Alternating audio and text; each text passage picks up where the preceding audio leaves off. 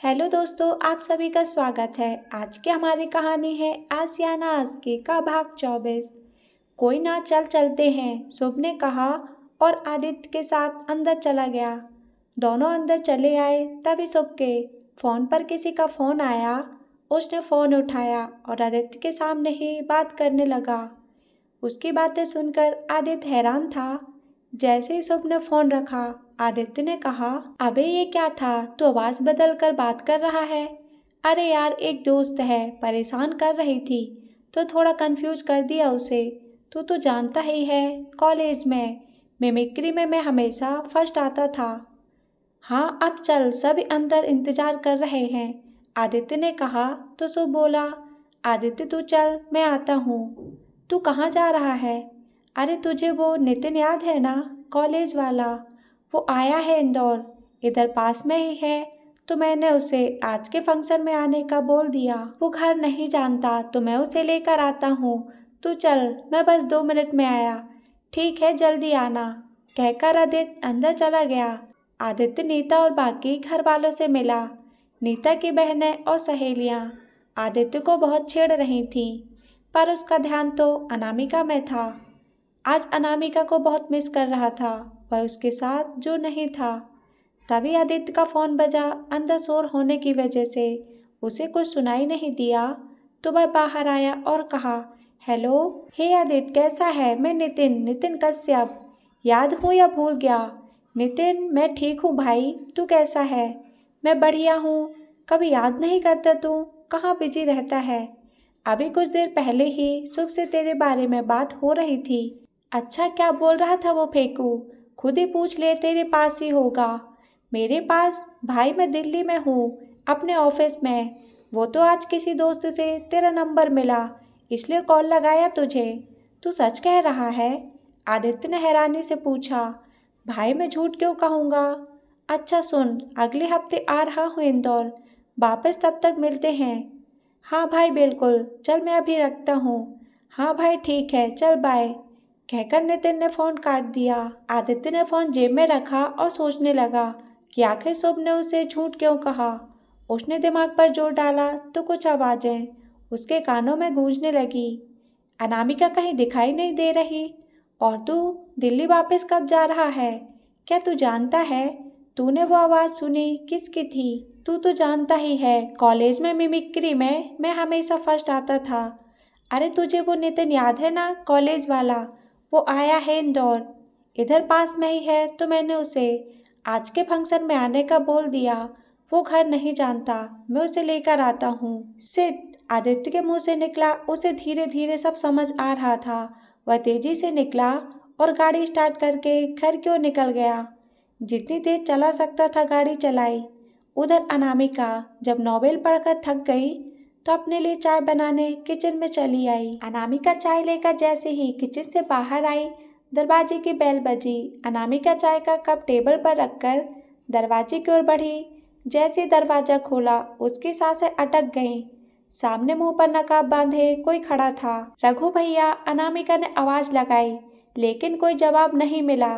डरकर वह पीछे हटने लगी तो वह अनजान आदमी अंदर आते हुए कहने लगा, कोई नहीं सुनेगा और कोई आएगा भी नहीं, क्योंकि सब तो शगुन लेकर गए हुए हैं। अनामिका को ये आवाज जाने पहचाने लगी। उसने डरते हुए कहा, कौन है आप और हमसे क्या चाहते हैं? बहुत कुछ। तुम्हारे पास किस चीज की कमी है अनामिका? अजनबी ने कहा। अनामिका पीछे बढ़ते जा रही थी। सीढ़ियों के पास आकर वह रुक गई। कुछ दूरी पर वह अजनबी भी रुक गया और अनामिका को घूरने लगा। अनामिका अंदर ही अंदर से बहुत घबरा रही थी। उसे समझ नहीं आ रहा था वह क्या करे। हिम्मत करके उसने पास टेबल पर पड़ी घड़ी को उठाया और उसको फेंका, लेकिन सामने खड़ा वह शख्स बेहद चौकन्ना था। साइड हट गया और निशाना चूक गया। उसने कहा, बच्चों वाली हरकतें कर रही हो अनामिका? तुम्हारे और मेरे अलावा यहाँ कोई नहीं है। Let's play a game. देखो आप जो भी हो, आप मुझे इस तरह से डरा नहीं सकते। और क्यों कर रहे हैं आप ये सब? अनामिका की आवाज में डर और घबराहट दोनों थे। अजनबी ने कुछ नहीं कहा। वह धीरे धीरे उसकी ओर बढ़ा। अनामिका कहाँ जाती? वह अनामिका के पास आया और अपने हाथ से उसकी गर्दन पकड़ते हुए कहा, दिल तो कर रहा है कि एक झटके में तुम्हारा काम तमाम कर दूं, लेकिन तुम तो मेरी सोने के अंडे देने वाली मुर्गी हो। दिल आ गया है तुम्हारी इस खूबसूरती पर और तुम्हारे इस भोलेपन पर। तुम सिर्फ मेरी हो, किसी और के सपने कैसे देख सकती हो तुम? अजनबी ने कहते हुए जैसे ही अपना चेहरा उस ओर बढ़ाया, पीछे से किसी ने उसकी गर्दन को मजबूती से जकड़ लिया, जिसे वह हिला भी नहीं पाया। उसे अनामिका को छोड़ना पड़ा। अनामिका सीढ़ियों पर नीचे आ गिरी और खांसने लगी। जिसने अजनबी की गर्दन जकड़ रखी थी वो कोई और नहीं बल्कि आदित्य ही था। उसने उसे पीछे से धकेला और जाकर एक घूंसा उसके पेट में दे मारा। आदित्य को अपने सामने देखकर अजनबी की आंखों में डर समा गया। उसने वहां से भागने की कोशिश की, लेकिन आदित्य ने उसके मुंह पर एक और घूंसा मारा और वह दर्द से बिलबिलाते हुए नीचे जा गिरा। आदित्य उसके पास आया और उसके चेहरे से जैसे ही नकाब हटाया, उसका दिल धक से रह गया और उसके मुंह से निकला, शुभ तू? आदित्य ने जब देखा अनामिका को डराने धमकाने वाला शख्स कोई और नहीं बल्कि शुभ ही है, तो उसका दिल टूट गया। आंखें फटी की फटी रह गई। जिसे वह अपना सबसे अच्छा दोस्त मानता था, भाई मानता था, उसी ने उसके साथ इतना घटियापन किया। अनामिका भी हैरान थी कि उसे बहन कहने वाला शुभ इतना कैसे गिर सकता है। आदित्य ने नीचे गिरे शुभ की कॉलर पकड़कर उठाया और एक घूंसा मारते हुए कहा, क्यों किया ये सब? भाई मानता था तुझे। अगर तुझे कुछ चाहिए भी था तो आकर मुझसे कहता। उसके साथ ये सब क्यों किया? शुभ सोफे पर जा गिरा। उसके मुंह से खून आने लगा था। अनामिका वहीं सीढ़ियों के पास डर से कांप रही थी। उसे तो अब भी यकीन नहीं हो रहा था कि इन सबके पीछे शुभ था। आदित्य ने शुभ को 3-4 थप्पड़ जड़ दिए, लेकिन शुभ ने अपने बचाव में कुछ नहीं कहा। वह चुपचाप मार खाता रहा। आदित्य इस वक्त बहुत गुस्से में था। उसने शुभ की कॉलर पकड़ ली और उसकी आंखों में देखते हुए कहने लगा, तूने कहा था मेरे जाने के बाद तू ध्यान रखेगा उसका, और तूने क्या किया? एक बार नहीं सोचा कि जब तेरा सच मेरे सामने आएगा तो मुझ पे क्या बीतेगी? दोस्ती जैसे रिश्ते की धज्जियां उड़ा दी तूने शुभ। तो और मैं क्या करता? शुभ ने आदित्य को पीछे ढकेलते हुए कहा। आदित्य हैरानी से उसे देख रहा था। शुभ ने होठों पर आया खून पोंछा और कहा, चाहने लगा था मैं उसे। जब तेरे घर में उसे पहली बार देखा तो देखते ही प्यार हो गया उससे, लेकिन जब पता चला तू उसे पसंद करता है तो पीछे हटना पड़ा मुझे। मैं जानता था तेरे और मोना के बीच कोई रिश्ता नहीं है। उस शाम जबलपुर से आने के बाद जब तूने मुझे अनामिका का सच बताया तो मैं हैरान था। अगले दिन जब तेरे रूम में उसकी प्रॉपर्टी के पेपर्स देखे तो लालच आ गया मुझे और मैंने दिल्ली जाने का प्लान कैंसिल कर दिया। तुझे दिल्ली भेजकर अनामिका का भरोसा जीतने के लिए खुद को उसका भाई बना दिया। वो पेपर्स मुझे किसी भी तरह से हासिल करने थे, इसलिए मैंने अनामिका को डराना शुरू कर दिया। वो पार्सल मैंने ही भेजा था। कॉलेज की क्लास में मैसेज लिखने वाला भी मैं ही था। यूनिवर्सिटी में आवाज़ बदल कर धमकाने वाला भी मैं ही था। आज मेरा प्लान सक्सेस हो जाता, लेकिन उससे पहले ही तू आ गया। तू कॉलेज टाइम से मेरा दुश्मन रहा है। मैं तब से नफरत करता हूँ तुझसे। याद है कॉलेज की हर लड़की तुझ पे मरती थी और तेरी वजह से कोई लड़की मुझे भाव नहीं देती थी। तुझे हमेशा सब परफेक्ट मिला है, पैसा, नाम, फ्रेंड्स, और अब अनामिका जैसी अमीर जाति। कैसे हाथ से जाने देता मैं इसे? चंद पैसों के लिए तूने ये सब किया कि उसे किडनैप तक करवाने की कोशिश की। आदित्य ने शुभ को एक घूंसा और दे मारा। मैंने अनामिका का किडनैप नहीं करवाया, शुभ ने संभलते हुए कहा। आदित्य ने उसे उठाया और 2-3 घूंसे और दे मारे। अब तक शुभ अधमरा हो चुका था।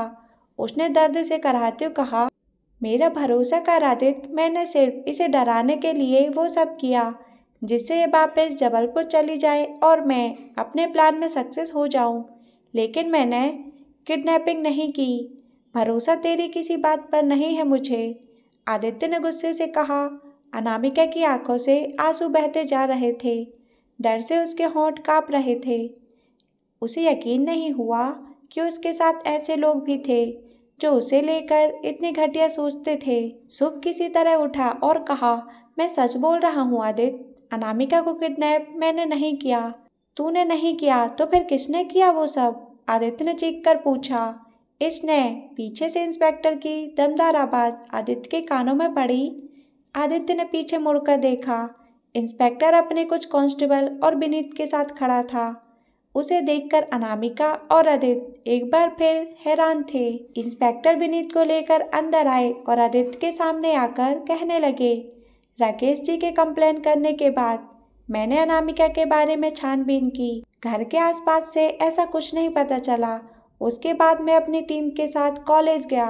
वहाँ पूछताछ करने पर पता चला कि विनीत अनामिका को बहुत चाहता था और उसे पाने के सपने देख रहा था, जबकि अनामिका ने उसमें कभी इंटरेस्ट नहीं दिखाया। उसके बाद विनीत के दोस्तों से पता चला कि एक बार अनामिका को लेकर तुम्हारे और उसके बीच झगड़ा हुआ था। उसके बाद से ही विनीत ने कॉलेज आना बंद कर दिया। किडनैपिंग वाली शाम इसके फ़ोन की लोकेशन भी हमें उसी जगह से मिली। अब आगे की कहानी ये खुद बताएगा, कहते हुए इंस्पेक्टर ने विनीत का कॉलर पकड़कर उसे आगे कर दिया। विनीत ने एक नज़र दूर खड़ी अनामिका को देखा और कहने लगा, कॉलेज के पहले दिन से ही मैं अनामिका को चाहता था, लेकिन वो मुझे भाव नहीं देती थी। क्या नहीं किया मैंने उसे पाने के लिए, लेकिन उसका दिल कभी पिघला ही नहीं। एक दिन हिम्मत करके मैंने इसे प्रपोज किया तो इसने मुझे मना कर दिया। बस तब से ही मैं इसे पाने के लिए और बेचैन हो गया, ताकि इसे इसकी औकात याद दिला सकूं।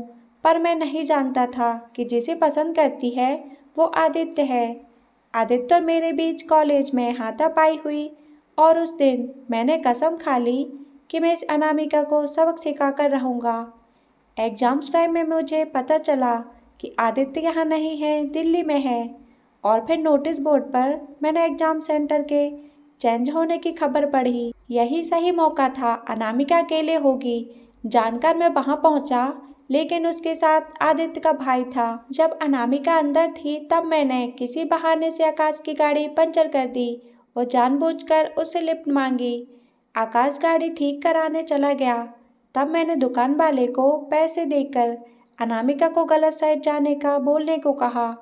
अनामिका आकाश को ढूंढते हुए वहां पहुंची जहां मेरे आदमी पहले से मौजूद थे। वे उसे उठाकर मेरे दोस्त के गैराज में ले आए। उस रात अनामिका का मैं बहुत बुरा हश्र करने वाला था, लेकिन ये बहुत तेज भाग निकली और वहां से भागने में कामयाब हो गई। मेरे आदमियों ने इसका पीछा किया, लेकिन ये तभी इसका एक्सीडेंट हो गया। मैं फंस न जाऊं, इसलिए मैं वहां से चुपचाप निकल गया। मुझे लगा उस एक्सीडेंट के बाद अनामिका नहीं बची होगी, लेकिन आज ही पता चला कि वो जिंदा है। और तुम एक बार फिर से बेवकूफ़ी करने यहाँ आ पहुँचे, इंस्पेक्टर ने कहा। हाँ, मुझे पता चला कि आदित्य और उसके घर वाले बाहर हैं और अनामिका घर पर अकेली है। इससे अच्छा मौका नहीं मिलता। पर जैसे ही दरवाजे पर आया, मैंने आदित्य और शुभ की बातें सुनी। मुझे लगा जो कुछ हुआ उसका सारा इल्जाम शुभ पर आएगा और मैं बच जाऊंगा। तुम्हें लगता है कि पुलिस बेवकूफ़ है। पहले दिन से ही तुम पर पूरा शक था, लेकिन सबूत न होने की वजह से चुप था। और देखो, ओवर कॉन्फिडेंस में आकर आज तुमने खुद ही सारा सच उगल दिया। गिरफ्तार कर लो इसे, इसकी आज की जेल में उतारेंगे, इंस्पेक्टर ने अपने एक साथी से कहा। और फिर शुभ की ओर आकर कहा, तुम्हें क्या लगा तुम ये सब करोगे और बच जाओगे? बहुत लंबे जाने वाले हो दोनों। विनीत के साथ साथ इंस्पेक्टर ने शुभ को भी गिरफ्तार करवा दिया और उन्हें ले जाने के लिए कहा। इंस्पेक्टर आदित्य के पास आया और कहा, घबराने की जरूरत नहीं है मिस्टर आदित्य, वो दोनों अब मेरी कस्टडी में है। अनामिका को इस वक्त आपकी ज़रूरत है, टेक केयर। इंस्पेक्टर वहां से चला गया। आदित्य ने देखा सीढ़ियों के पास खड़ी अनामिका डर से कांप रही थी। आदित्य उसके पास आया और उसके आंसू पोंछे। आदित्य को इस वक्त कुछ समझ नहीं आ रहा था कि वह अनामिका से क्या कहे। उसने अनामिका को पहली बार इतना डरा हुआ देखा था। उसने कुछ नहीं किया और आगे बढ़कर अनामिका का सर अपने सीने से लगाते हुए कहा, कुछ नहीं हुआ है अनामिका, मैं हूं ना, मैं तुम्हें कुछ नहीं होने दूंगा। आदित्य के बात सुनकर अनामिका फूट फूट कर रोने लगी। आज से पहले इतना दुख उसे कभी नहीं हुआ था। उसने आदित्य को कसकर पकड़ लिया। उसे रोता देखकर आदित्य को बिल्कुल अच्छा नहीं लग रहा था। उसके हाथ अनामिका को छूने से घबरा रहे थे। उसने अपने हाथ अनामिका से दूर रखे। वह नहीं चाहता था कि गलती से भी अनामिका हर्ट हो।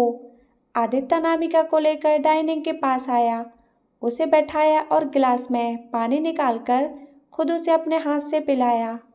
उसका फोन बजा। आदित्य ने फोन उठाया तो उधर से आकाश ने कहा, आदित्य कहाँ है तू? यहाँ सब तुझे बुला रहे हैं, रस्म बाकी है, ऐसे में कहाँ चला गया तू? भाई वो मैं, आदित्य ने बोलना चाहा, लेकिन उससे पहले ही आकाश बोल पड़ा, बाकी सब बाद में, पापा बहुत नाराज हो रहे हैं, तू जहाँ भी है जल्दी से आ जा, कहकर आकाश ने फोन काट दिया। आदित्य ने फोन जेब में रखा और देखा अनामिका अब भी चुप थी, लेकिन दर्द उसके चेहरे से साफ झलक रहा था। आदित्य घुटनों के बल उसके सामने बैठ गया और अनामिका के दोनों हाथ अपने हाथ में लेकर कहने लगा, मैं समझ सकता हूँ इस वक्त तुम्हारे मन पर क्या गुजर रही है। शुभ ने तुम्हारे साथ जो किया उसके लिए मैं उसे माफ कभी नहीं करूँगा अनामिका। तुम्हें किसी से भी डरने की जरूरत नहीं है अनामिका, मैं हमेशा तुम्हारे साथ हूँ। आज भाई का शगुन है, घर वालों को ये सब बताकर मैं उनकी खुशियाँ उनसे नहीं छीनना चाहता। मुझे माफ कर दो अनामिका, मैंने गलत इंसान को तुम्हारा ख्याल रखने के लिए कहा। अनामिका ने देखा ये कहते हुए आदित्य की आंखों में नमी उतर आई। वह आदित्य को देखती रही और फिर कहा, इन सब में आपकी कोई गलती नहीं है, हम ऐसा ही नसीब लेकर पैदा हुए थे। बचपन में पापा ने साथ छोड़ दिया, फिर माँ चली गई और अब देखिए सब हमारे दुश्मन बने बैठे हैं। हमने किसी का क्या बिगाड़ा है? तुमने किसी का कुछ नहीं बिगाड़ा। कुछ गलत लोग जिंदगी में आते हैं, इसका मतलब ये नहीं कि सब गलत हैं। तुम बहुत अच्छी इंसान हो अनामिका, और बस इसीलिए हर कोई तुम्हें आजमा रहा है। जो हुआ उसे एक बुरा सपना समझकर भूल जाओ, आने वाला वक्त बहुत खूबसूरत होगा। अनामिका खामोश हो गई तो आदित्य ने कहा, चलो उठो, तुम भी मेरे साथ चलो भाभी के घर, अब मैं तुम्हें यहाँ अकेले नहीं छोड़ सकता। आदित्य जी हम, अनामिका ने कहना चाहा तो आदित्य ने बीच में टोकते हुए कहा, चुप, बिल्कुल चुप, उठो, मुंह धो और तैयार होकर आओ। अनामिका उठकर चली गई। फ्रेश होकर उसने दूसरा सूट पहना और दुपट्टा लेकर नीचे आ गई। कंधे पर दुपट्टा रखते हुए वह उसे पिन अप करने की कोशिश कर रही थी, लेकिन हाथ की चोट की वजह से नहीं कर पा रही थी। आदित्य उसके पास आया और कहा, मैं कर देता हूँ। आदित्य ने अनामिका के दुपट्टे को पिन अप किया, उसके बाल बनाए और उसे लेकर बाहर आ गया। रघु को घर पर रुकने का कहकर आदित्य अनामिका के साथ वहां से निकल गया। रास्ते भर अनामिका चुप ही थी, उसके मन में कई बातें यहाँ से वहां उलझ रही थी। आदित्य ने उसे सोच में डूबा देखा तो उसका हाथ उठाकर गियर पर रख दिया और फिर अपना हाथ उसके हाथ पर रखकर गाड़ी के गियर बदल रहा था। अनामिका ने कोई आपत्ति नहीं जताई। मन ही मन आदित्य, शुभ और विनीत को लेकर बहुत गुस्सा भी था, लेकिन अनामिका के सामने दिखाना नहीं चाहता था। गाड़ी नीता के घर के सामने पहुंची। आदित्य ने गाड़ी साइड में लगाई और अनामिका के साथ अंदर चला आया। आदित्य के साथ अनामिका को आया देखकर राधा बहुत खुश हुई। वह उनके पास आई और आदित्य से कहा, आदित्य तेरे पापा नाराज हो रहे हैं, रस्म का वक्त हो गया है। बस माँ, जा रहा हूँ, कहकर आदित्य वहां से चला गया। राधा ने अनामिका के गाल को छूकर कहा, तुम ठीक हो ना अनामिका? जी आंटी, आओ सब अंदर हैं। नीता तो तुम्हारे बारे में सुबह से पूछ रही थी कि तुम क्यों नहीं आई, चलो चलकर मिल लो उससे, राधा ने कहा और अनामिका का हाथ पकड़कर उसे अंदर ले आई। हॉल में नीता को चुनरी देने की रस्म की जा रही थी। आदित्य ने अपने हाथों से नीता को चुनरी दी और मीठा खिलाया। सभी बहुत खुश थे। सबको खुश देखकर अनामिका भी एक बार के लिए सब भूल गई। उसके बाद नीता अंदर चली आई और अपने साथ अनामिका को भी ले आई। उधर हॉल में पंडित जी आकाश के साथ कुछ रस्म पूरी कर रहे थे। नीता अनामिका को लेकर अपने कमरे में आई, जहां उसकी कुछ बहनें और सहेलियां भी थी। उसने सबको अनामिका से मिलवाया और फिर सबको बाहर जाकर खाना खाने को कहा। कमरे में सिर्फ नीता और अनामिका ही थे। नीता ने अनामिका से बैठने को कहा। कुछ देर बाद एक लड़का जूस ले आया और रखकर चला गया। नीता ने अनामिका को ग्लास दिया और खुद भी उसके पास बैठकर कहने लगी, पता है अनामिका, मैंने सोचा भी नहीं था ये सब इतनी जल्दी होगा। 1 हफ्ते बाद शादी है और फिर मैं हमेशा हमेशा के लिए यहाँ से चली जाऊंगी। एक ना एक दिन सबको जाना पड़ता है नीता जी। फिर नीता जी भाभी कहने की आदत डाल लो अनामिका जी। आपकी तैयारियां हो गई? अनामिका ने पूछा।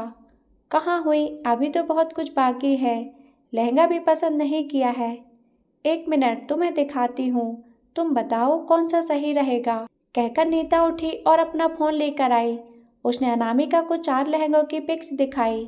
अनामिका को रेड और गोल्डन मिक्स एक लहंगा अच्छा लगा तो उसने नीता को बता दिया। नीता को भी वही पसंद आ रहा था। उसके बाद नीता ने ज्वेलरी और चूड़ा भी देखा। सब अनामिका की पसंद का ही था।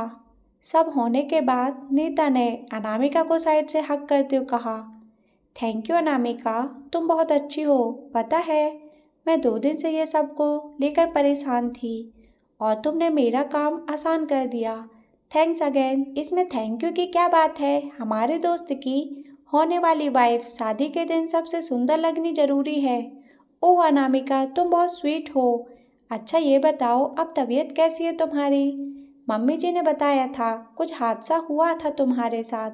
हम ठीक हैं, अनामिका ने कहा, जबकि हादसे का नाम सुनकर अंदर ही अंदर फिर से सहम सी गई थी वो। नीता उससे बातें करती रही। आदित्य को बाहर अनामिका दिखाई नहीं दी तो उसने राधा से पूछा और नीता के कमरे के बाहर आकर रुक गया। दरवाजा बंद था इसलिए आदित्य की अंदर जाने की हिम्मत भी नहीं हो रही थी। नीता से अभी उसकी इतनी बातें नहीं होती थीं। उसने दरवाजा खटखटाया तो अंदर से आवाज आई, दरवाजा खुला है, आ जाओ। आदित्य अंदर आया तो नीता ने मुस्कुराते हुए कहा, अरे देवर जी आप आइए ना। सॉरी भाभी, वो अनामिका कहीं दिखी नहीं इसलिए मैं यहाँ। आदित्य आगे कुछ बोल नहीं पाया। आपकी अनामिका कहीं नहीं जाएगी, थोड़ा वक्त इनके साथ मुझे भी बिताने दो। नीता ने आदित्य को छेड़ते हुए कहा, क्या भाभी आप भी? आदित्य झेप गया और दूसरी तरफ देखने लगा। अच्छा देवर जी यहाँ आइए। देखिए अनामिका ने और मैंने शादी के लिए ये लहंगा पसंद किया है, देखकर बताइए कैसा है। नीता ने अपना फोन आदित्य को बढ़ाते हुए कहा। आदित्य ने देखा और कहा, हाँ अच्छा है, बहुत सुंदर लगने वाले हो आप इसमें। तो फिर आपके लिए भी बुक करवा दूं? नीता ने कहा तो आदित्य ने हैरानी से कहा, मैं ये सब थोड़े पहनूंगा। अरे बुद्धू, आपके लिए मतलब आपकी होने वाली उनके लिए, कहो तो करवा दें। अभी उसमें वक्त है। कहते हुए आदित्य की नज़र अनामिका पर जा टिकी जो कि उसी की ओर देख रही थी। दोनों की नजरें मिली और फिर दोनों इधर उधर देखने लगे। नीता सब देखकर मन ही मन मुस्कुरा रही थी। कुछ देर बाद उसने आदित्य से कहा, अच्छा सुनिए मैं थोड़ा बिजी हूँ, क्या आप अनामिका के साथ जाकर इसे खाना खिला देंगे? हाँ भाभी आप भी चलिए। नहीं मुझे कबाब में हड्डी नहीं बनना, नीता ने शरारत से मुस्कुराते हुए कहा तो आदित्य समझ गया और मुस्कुराने लगा। अनामिका उठकर आदित्य के साथ चल पड़ी। आदित्य दरवाजे तक आया और वापस नीता के पास आकर कहा, भाई ने बताया आपको ये सब? आपके चेहरे पर लिखा है देवर जी कि आपको उनसे कितना प्यार है। तो आदित्य ने पूछा, अनामिका कैसी लगी आपको? परफेक्ट है, आपके लिए मिस्टर कॉम्प्लिकेटेड, नीता ने मुस्कुराते हुए कहा। आदित्य नीता के गले लगा और कहा, थैंक यू भाभी, लव यू। उससे कब कह रहे हो? बहुत जल्द, आदित्य ने कहा और चला आया। गेट के पास अनामिका उसका इंतजार कर रही थी। उसने आते ही अनामिका से कहा, चलें। दोनों वहां से निकलकर बाहर हॉल में आ गए जहां मेहमानों के लिए खाने का बंदोबस्त किया हुआ था।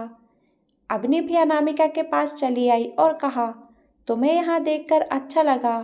पता है आदित्य भाई पहले बहुत अपसेट थे, अब खुश हैं।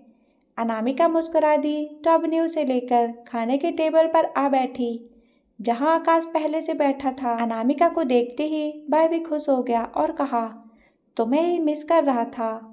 आज मेरे होने वाले ससुर ने बहुत अच्छा लंच रखा है, तुम नहीं आती ना तो मिस कर देती। अनामिका मुस्कुराई और कहा, हमने तो सुना था जैसे जैसे शादी के दिन नजदीक आते हैं भूख लगनी बंद हो जाती है, लेकिन यहाँ तो सब उल्टा हो रहा है ना अपनी। आकाश हंसने लगा। अनामिका उसके बगल में आकर बैठ गई। तीनों बातें करने लगे। आदित्य भी आकर शामिल हो गया। एक सीट अभी भी खाली थी तो आदित्य ने पूछा, कोई और भी आने वाला है क्या? साला, आकाश ने कहा। तो आदित्य घूरते हुए कहा, भाई गाली दे रहे हो आप? अरे गाली नहीं दे रहा, मेरा मतलब है मेरे साले साहब, नीता का कजिन आ रहा है, लो आ गया, आकाश ने इशारा करके कहा। तो अनामिका, अवनी और आदित्य तीनों की गर्दन उस ओर चली गई। कजिन कोई और नहीं बल्कि हनी था। हनी आकर अवनी के बगल में बैठ गया और कहा, सॉरी गाइस, मैंने ज़्यादा इंतज़ार तो नहीं करवाया ना आप सबको? अरे नहीं नहीं, सभी बस अभी आए हैं, आकाश ने कहा और सभी खाना खाने लगे। अवनी और हनी बीच बीच में एक दूसरे को देख लेते। आदित्य की नज़र अनामिका पर थी। खाना खाने के बाद सभी कुछ देर वहां रुके और फ्री होकर घर चले आए। एक हफ्ते बाद घर में शादी थी, इसलिए राकेश और राधा बैठकर कार्यक्रम की लिस्ट बनाने लगे। आकाश अपने दोस्तों की लिस्ट बना रहा था, साथ ही अपने निजी कामों की। अवनी अपनी किसी दोस्त के साथ मार्केट चली गई। उसने अनामिका से कहा, लेकिन अनामिका का मन नहीं था, तो वह अपने कमरे में चली आई। अनामिका का मन अभी भी शुभ और विनीत को लेकर उलझा हुआ था। उसने शुभ को अपना भाई माना और बदले में उसने उसके लिए ये सब भावना रखी। दूसरी तरफ आदित्य अपने कमरे में अपने हाथों में अपना चेहरा छिपाकर बैठा हुआ था। उसकी आंखों में आंसू थे और सीने में आग थी। शुभ जिसे वह अपना भाई मानता था, जिससे वह अपनी हर बात शेयर करता था, उसी शुभ ने उसे धोखा दिया। आदित्य उठा और बाथरूम में आकर मुंह धोया। वापस कमरे में आया, लेकिन मन अभी भी बेचैन था। उसने ड्रावर खोला और उसमें रखी सिगरेट निकालकर जला ली। आदित्य जैसे ही सिगरेट को अपने होठों के पास लेकर आया, उसे अनामिका की याद आ गई और उसने बिना पिए ही उसे बुझाकर डस्टबिन में फेंक दिया। आदित्य बिस्तर पर लेट गया। दिमाग में सैकड़ों ख्याल आ रहे थे। उसने अपनी कोई फिक्र नहीं थी, फिक्र थी तो बस अनामिका की। आदित्य उसे किसी भी हाल में अब अकेले नहीं छोड़ना चाहता था। शाम को अनामिका कमरे से बाहर आई, देखा आदित्य के कमरे का दरवाजा बंद है, तो वह नीचे लॉन में चली आई और सीढ़ियों पर आकर बैठ गई। उसके चेहरे से साफ झलक रहा था कि मन ही मन वह किसी उलझन में है। आदित्य अपनी बालकनी पर आया। अनामिका को नीचे अकेले बैठे देखा तो खुद भी नीचे चला आया। किचन में आकर उसने आज पहली बार खुद अनामिका के लिए चाय बनाई और लेकर बाहर आया। लॉन में आकर वह कुछ दूरी पर बैठ गया और कब अनामिका की ओर खिसकाते हुए कहा, क्या सोच रही हो? कुछ नहीं, बस सोच रहे थे आप कितना ख्याल रखते हो हमारा, हमें हर परेशानी से बचा लेते हो, हमारे लिए लोगों को पीट देते हो। पर अनामिका ने बात अधूरी छोड़ दी, पर आप हमारी कही बात नहीं मानते। तो आदित्य ने कहा, बताओ क्या मानना है, हम जो कहेंगे करोगे आप? हाँ, अनामिका ने अपना हाथ आदित्य को बढ़ाकर कहा, हाथ रखकर कहिए तभी मानेंगे। आदित्य सोच में पड़ गया और फिर अपना हाथ अनामिका के हाथ पर रखते हुए कहा, कहो क्या बात है?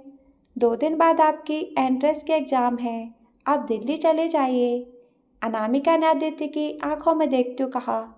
अनामिका की बात सुनकर आदित्य ने जैसे अपना हाथ उसके हाथ से हटाना चाहा, अनामिका ने अपना दूसरा हाथ रखकर उसे ऐसा करने से रोक लिया और कहने लगी, वो आपका सपना है और हम नहीं चाहते हमारी वजह से वो अधूरा रहे। जब तक आप साथ हैं हमें कुछ नहीं होगा, लेकिन अगर आप दिल्ली नहीं गए तो हमें ज़िंदगी भर ये बात खलती रहेगी कि सिर्फ हमारी वजह से आपने अपना सपना पूरा नहीं किया।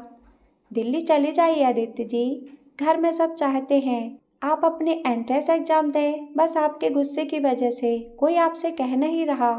हम जानते हैं अभी भी आपको बहुत गुस्सा आ रहा होगा, लेकिन हम मजबूर हैं ऐसा करने के लिए, अब आप वादा कर चुके हैं। आदित्य खामोशी से अनामिका की बात सुनता रहा। अनामिका ने धीरे से आदित्य का हाथ छोड़ दिया। आदित्य ने देखा चाय ठंडी हो रही थी, तो उसने कहा, चाय ठंडी हो रही है। अनामिका ने आदित्य को देखा और कहा, आप जाएंगे ना? ठीक है, लेकिन सिर्फ इस बार तुम्हारी बात मान रहा हूँ, आगे से ऐसी कोई बात नहीं मानूंगा, पक्का, अनामिका ने खुश होकर कहा और चाय का कप उठाकर पीने लगी।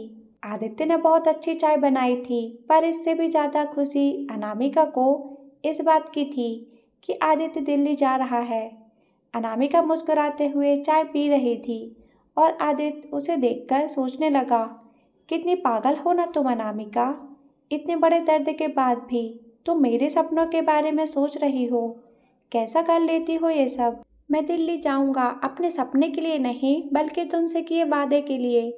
मैं चाहता हूँ जिंदगी भर मैं तुम्हें तुम्हारे मांगने से पहले वो सब दे दूँ जो तुम्हें चाहिए। दोनों कुछ देर वहीं बैठे रहे, फिर राधा ने दोनों को अंदर बुला लिया। अंदर आकर अनामिका दादू के पास आकर बैठ गई और उनकी मदद करने लगी। वे अपने दोस्तों की लिस्ट बना रहे थे और आदित्य ऊपर कमरे में चला गया अपनी पैकिंग करने। अगली सुबह उसने अपना पीठ पर टांगने वाला बैग उठाया और नीचे आया तो सभी घर वाले हॉल में ही बैठे थे। आदित्य को तैयार देखकर दादू ने कहा, हाँ भाई, कहाँ की तैयारी हो रही है। दिल्ली जा रहा हूँ दादू, एंट्रेंस है ना कल। ये चमत्कार कैसे हुआ। वो दादू के बगल में जो लड़की बैठी है ना, अपनी मासूम सी शक्ल बनाकर किसी से कुछ भी करवा सकती है। आदित्य ने कहा तो सब हंसने लगे। अच्छा वो सब ठीक है, जाएगा कैसे। आकाश ने अपने हाथ घड़ी बांधते हुए कहा, फ्लाइट से जा रहा हूँ, ट्रेन से गया तो टाइम से नहीं पहुँच पाऊंगा। अच्छा चल, मैं छोड़ देता हूँ, वैसे भी मैं किसी काम से बाहर जा रहा हूँ। आकाश ने कहा तो आदित्य अनामिका को देखने लगा। आकाश समझ गया उसके दिल का हाल, तो उसने अनामिका से कहा, अनामिका तुम भी चलो, वैसे भी घर में इतने दिनों से बोर हो रही होगी ना। आदित्य मुस्कुरा उठा और दादू दादी राधा के पैर छूकर बाहर निकल गया।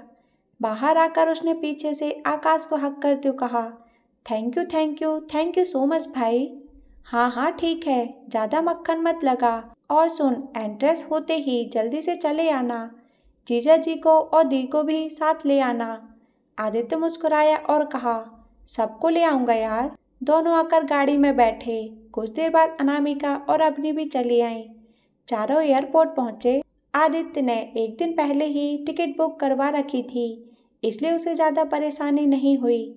फ्लाइट में थोड़ा वक्त था, इसलिए चारों वहाँ खड़े होकर कॉफ़ी पी रहे थे।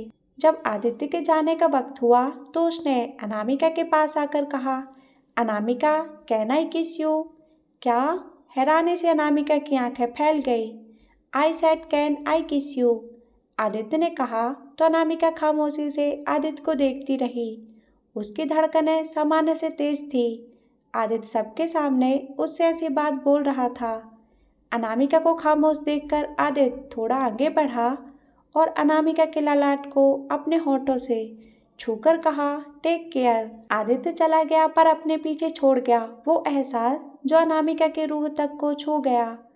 आदित्य दिल्ली के लिए निकल चुका था, लेकिन जाते जाते अनामिका को वह अपनी मोहब्बत का एहसास करवा चुका था। आदित्य ने अनामिका से किस करने की बात कही तो अनामिका के मन में उलझन थी, पर जैसे ही उसने अनामिका के ललाट को अपने होठों से छुआ तो वह सब उलझनें खत्म हो गईं।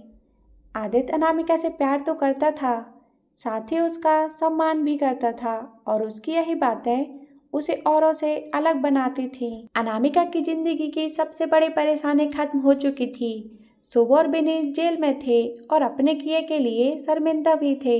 लेकिन हर अंत के साथ एक नई शुरुआत होती है। यहाँ भी शुरुआत हो चुकी थी और ये शुरुआत थी आदित्य और अनामिका के प्यार की। आदित्य के जाने के बाद आकाश, अवनी और अनामिका घर लौट आए। एक हफ्ते बाद शादी थी और घर में ढेर सारे काम थे। अवनी और अनामिका के एग्जाम खत्म हो चुके थे और अब दोनों राधा का हाथ बटा सकती थीं। राकेश ने शादी घर से करने का आइडिया दिया, जबकि आकाश मैरिज हॉल बुक करना चाहता था। दरअसल आकाश अपने और अपने दोस्तों के लिए बैचलर पार्टी रखना चाहता था। कुछ देर की बहस के बाद राकेश मान गए और उन्होंने फैसला किया कि शादी घर से ही होगी। पार्टी के लिए उन्होंने आकाश के लिए छोटा गेस्ट हाउस बुक करवा दिया। आकाश खुश था। उसके कुछ दोस्त उससे मिलने घर आए और फिर उनके साथ ही वह बाहर निकल गया। ऑफिस की सारी जिम्मेदारी राकेश ने कुछ दिनों के लिए अपने मैनेजर को सौंप दी और खुद एक हफ्ते की छुट्टी लेकर शादी की तैयारियों में लग गए। आदित्य दिल्ली पहुंचा। जैसे ही वह तनु के घर पहुंचा, उसे अपनी आंखों पर विश्वास ही नहीं हुआ। आदित्य ने अंदर आते हुए कहा, दी जल्दी से कुछ खाने को दो, बहुत जोर से भूख लगी है। हाँ हाँ, तू अंदर तो आजा पहले, या यहीं खाएगा? तनु ने उसके हाथ से बैग लेते हुए कहा। आदित्य को देखकर काव्या दौड़ कर आई और उसकी गोद में चढ़ गई। उसने आदित्य के गाल पर किस किया और कहा, I miss you so much मामू। आदित्य ने रिटर्न किस किया और कहा, मिस यू टू बच्चा। आदित्य ने काव्या को नीचे उतारा और सोफे पर बैठे सोमित के पास आकर कहा, कैसे हो जीजू, बात मत करो तुम मुझसे साले। सोमित ने नाराज होकर कहा, साले? आदित्य ने चौंक कर पूछा। अरे वो वाला साला नहीं, साले साहब वाला साला है। मेरा फोन नहीं उठाना, इग्नोर करना।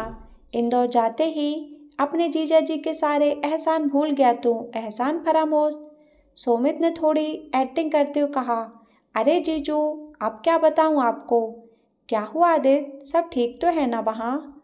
हाँ जीजू, अब सब ठीक है, पर बीते कुछ दिनों में बहुत कुछ हो गया है वहाँ, इसलिए मैं नहीं आना चाहता था। आदित्य, क्या हुआ बताओ। तनु उसके लिए नाश्ता ले आई और सामने टेबल पर रखते हुए पूछा। आदित्य ने सारी बातें तनु और सोमित को बता दी। उन्होंने सुना तो उन्हें भी एक बड़ा धक्का लगा कि अनामिका के साथ ये सब हो गया। शुभ इतना घटिया निकलेगा सोचा नहीं था, पर जो होता है अच्छे के लिए होता है आदित्य, वरना तुम कभी जान ही नहीं पाते कि तुम्हें लेकर उसके दिल में इतनी नफरत है। जीजू, मुझे शुभ की परवाह नहीं है, मुझे बस अनामिका की परवाह है।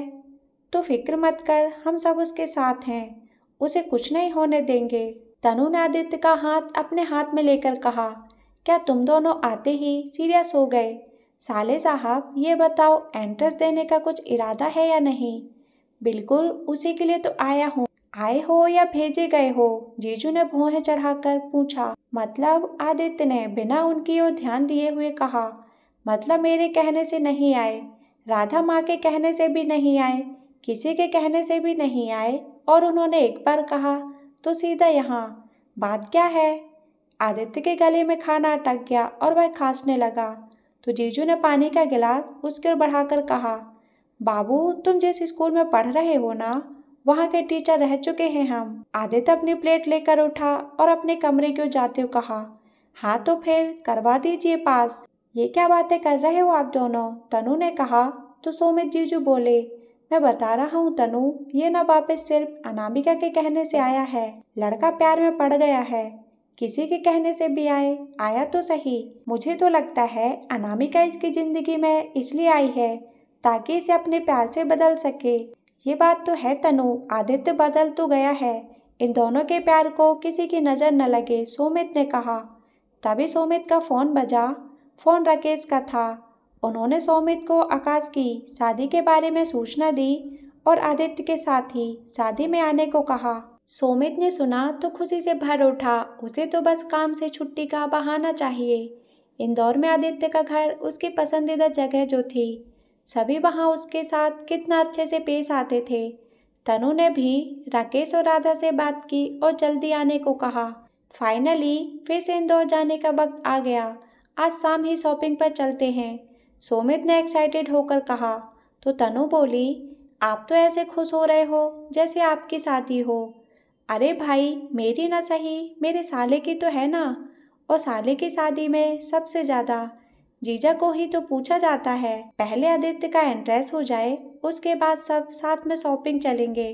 तनु ने टेबल से बर्तन समेटते हुए कहा, ओह यार, मैं तो उसे बताना भूल ही गया, उसके एंट्रेंस तो कल सुबह ही है।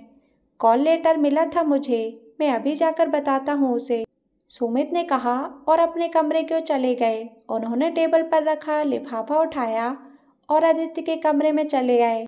आदित्य उस वक्त लेटा हुआ था। सुमित जीजू उसके पास आए और कहा, जहाँ पना आराम फरमा लिया हो तो जरा इसे भी देख लो। आदित्य उठकर बैठ गया और सुमित के हाथ से लिफाफा लेकर देखा।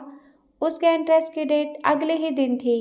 आदित्य मुस्कुरा उठा तो सुमित ने हैरानी से कहा, अजीब इंसान हो, तुम्हें जरा भी टेंशन नहीं है, कल सुबह तुम्हारा एंट्रेंस है और तुम मुस्कुरा रहे हो। मुस्कुरा रहा हूँ क्योंकि जल्दी से जल्दी वापस जा सकूँ। और टेंशन किस बात की? I am the topper of university. क्या बात है? मतलब इतना कॉन्फिडेंस, ये नेचुरल है या उनकी संगत का असर है? जीजू ने पूछा तो आदित्य बोला, नेचुरल भी है और कुछ उनकी प्रार्थना का असर है। मतलब? जीजू को समझ नहीं आया। अनामिका प्रार्थना में बहुत यकीन रखती है जीजू। उसका मानना है सच्चे दिल से भगवान से कुछ मांगो तो वो जरूर मिलता है। अच्छा, तो तुमने क्या मांगा? आई एम स्मार्ट जीजू। मैंने अपनी प्रार्थना से अनामिका को ही मांग लिया। आदित्य ने मुस्कुराते हुए कहा। आदित्य की बात सुनकर सुमित मुस्कुराने लगा और कमरे से बाहर चला आया। आदित्य ने कुछ देर आराम किया और फिर किताबों में लग गया। एक बार जो वह उसमें डूबा तो उसे वक्त का पता ही नहीं चला। दोपहर का खाना भी उसने अपने कमरे में ही खाया। उसे पढ़ता देखकर तरुण ने भी उसे डिस्टर्ब नहीं किया। सुमित किसी काम से अपने ऑफिस चला गया।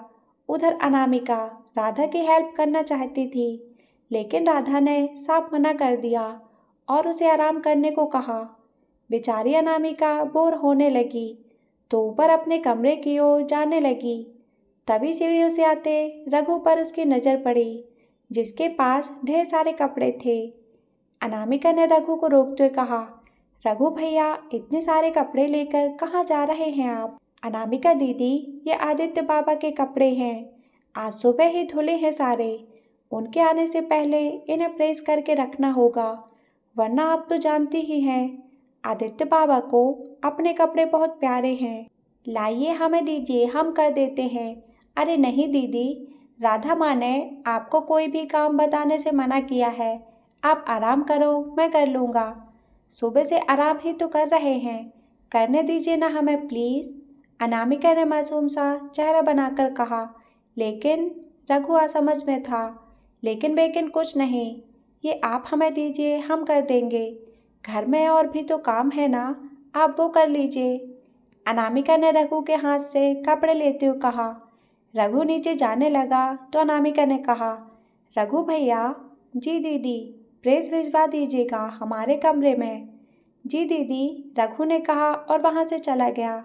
अनामिका आदित्य के कपड़े लेकर अपने कमरे में आई। उन्हें बिस्तर के एक साइड रखा। कुछ ही देर बाद रघु प्रेस ले आया और रखकर चला गया।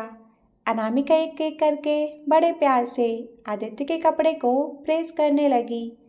ये ना नेचुरल है। जब कोई प्यार में होता है तो उसे अपने प्रेमी प्रेमिका के लिए ये छोटे छोटे काम करना बहुत अच्छा लगता है।